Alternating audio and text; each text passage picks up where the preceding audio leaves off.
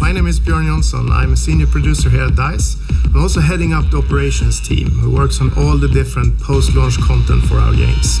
We are really excited about Battlefield 3 Premium. Not only will you get early access to our upcoming expansion packs, you will also get access to more advanced online features, unique in-game content, as well as taking part in exclusive events that we will run throughout this program. And with these exclusive videos, we'd like to give you a more of an inside look of what Premium is all about.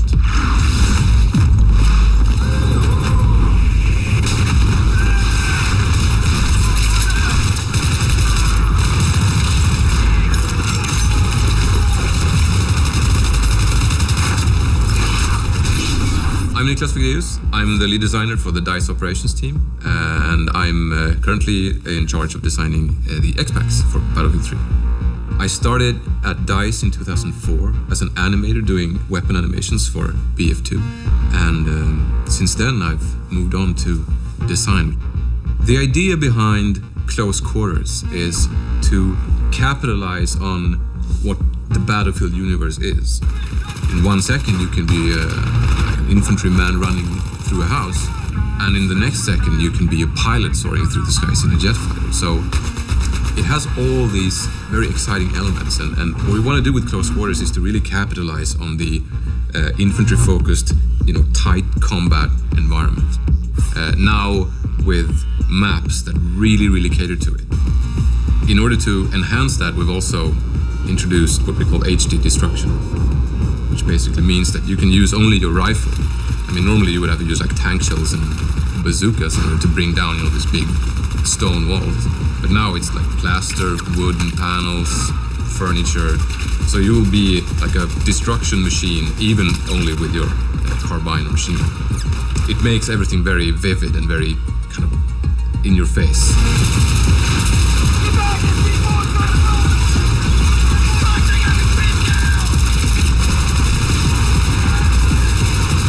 In Battlefield 3 Close Quarters, you get 4 new maps, all focused on the indoor battlefield and the close quarters experience.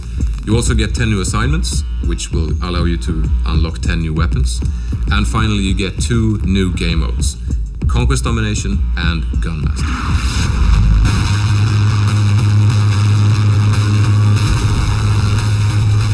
Conquest Domination is the close quarters take on Conquest. You basically have less amount of flags with much quicker cap time. So flags tend to change owners very quickly, but also you have no safe spawns, you don't have any home bases. So it's really important that you keep control of these key areas. And I think squad play is the key factor in achieving victory in Conquest Domination, because it's really important to really maintain control of these areas, because you have no other safe zone, you just need to do that.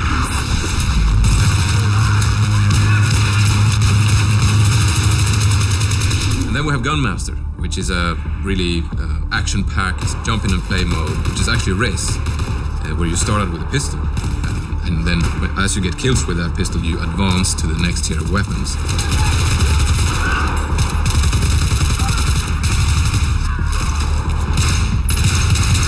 In order to win the mode, you need to go through the powerful weapons and ultimately win by getting a knife kill in the end. If you do that before everyone else, you win the race, you win the mode, and it's all smiling faces. All smiling faces or one smiling? It's actually true. There's only one smiling face, and then there's like 15 frowns. But it's all smiling faces. It's a fun mode.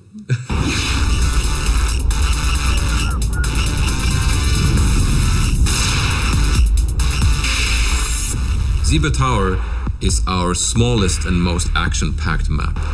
It's essentially a skybar on top of a skyscraper.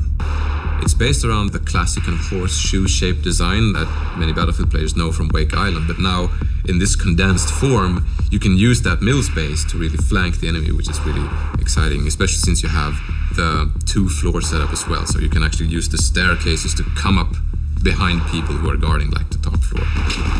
And we have some good sniping spots there. For example, you can have a good defensive position on top of the swimming pool area. That's a pro tip right there. It also has a lot of corridors and rooms with very thin walls. So what you can do is open up flanking routes by just actually shooting big holes in the walls. So you really need to find your spots if you're trying to play defensively. And if you're on the offense, you need to move very quickly because it's a small map, it's a lot of circulation, and a lot of action, so movement is key.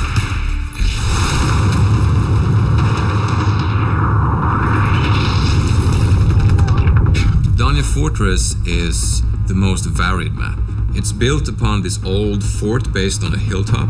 So it has this really old stone, catacombish fundamental base. And then they have tried to build this nice, posh, luxurious palace on top of it with lots of art and, nice furniture and things. And now, war has come, so it's partly destroyed, and you have all these big holes and openings that allow for, flanking and going between floors and so on. Gameplay-wise, it has lots of stairs that lead to either flag positions or to the other floor, of course, and also to certain sniping spots that you can have overview of the courtyard or big corridors. So I think the best tactic to employ on Dania Fortress is to use really proper squad play in order to defend the key locations, like the big entrance room, cellar. They have all kinds of entrances, so protecting them needs more people, so a good squad will really be able to lock one of those down, and that's what's going to achieve victory.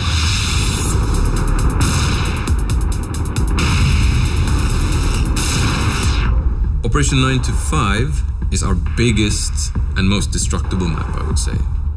It is essentially an office with the cubicles and the desks and the cafeteria and the bathrooms, and they're all not very sturdy. So there's lots and lots of destruction. You will see someone on the other edge of the office, and he's partly covered by, the cubicles and the furniture, but you will just shoot through that and start putting, downrange fire on them. So it's still close quarters, but it features the longest ranges in the expansion pack, and it makes it really interesting. And I think on Operation 95 you see the most kind of varied weaponry being used. And also, it has a garage that goes kind of underneath the whole complex where, the former employees had all their cars. So you can use the garage as a traveling hub, if you will. You can go up that fire escape or through that staircase and end up on the other side of the map. So you really need to mind those extra exits when you play Operation 95.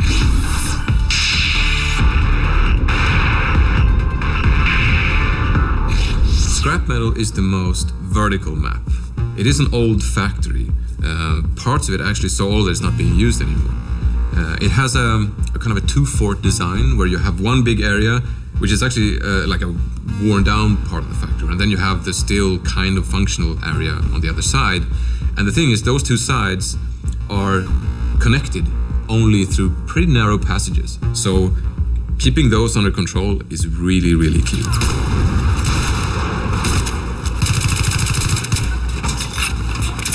In order to protect those entrances, you need to control those while staying in control of your rooftop, because that's another entrance point, and that's very open and long range, so you're going to see a lot of snipers covering those rooftops.